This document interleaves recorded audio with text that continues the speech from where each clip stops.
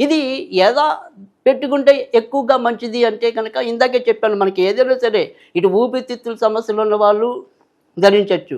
తర్వాత ఆధ్యాత్మిక చింతనలో మరింత ముందుకెళ్దాం అనుకునే వాళ్ళు కూడా ధరించవచ్చు. కానీ సగటు మానవుడి యొక్క ఆకాంక్షల మేరకు మన ఇంట్లో ధనం అనేది కొద్దిగా సమృద్ధిగా ఉండటం కోసం, సంపాదించింది ఏదైతే ఉంటుందో అది నిలకడగా ఉండటం కోసం తప్పకుండా దీన్ని మనం వినియోగించుకోవచ్చు, కొనుగోలు చేసుకోవచ్చు. అయితే ఇక్కడ మనం ఏదైనప్పటికీ కూడా ఇక్కడ ఏదైతే ఒరిజినల్ ఉంటుందో అంటే స్వచ్ఛత అంటాం మనం. అలాంటిది ఏదైతే స్వచ్ఛంగా ఉండేవి ఏవైతే ఉంటాయో అది 100కి 100% ఇక్కడ అలాంటివి మాత్రమే మనకి ఇవ్వటం అనేది జరుగుతుంది.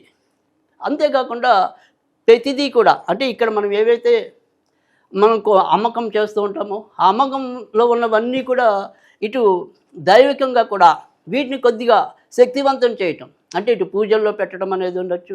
తర్వాత ఇటు కాస్మెటిక్ ఎనర్జీని పెంపొందించే కొన్ని యొక్క పనిముట్లతో వాటిని ఇది చేయటం అనేది ప్రావకేషన్ అంటాం, ఒక ప్రేరేపణ శక్తి అంటాం. అలాంటివన్నీ కూడా వీటికి అందించడం అనేది కూడా జరుగుతూ ఉంటుంది.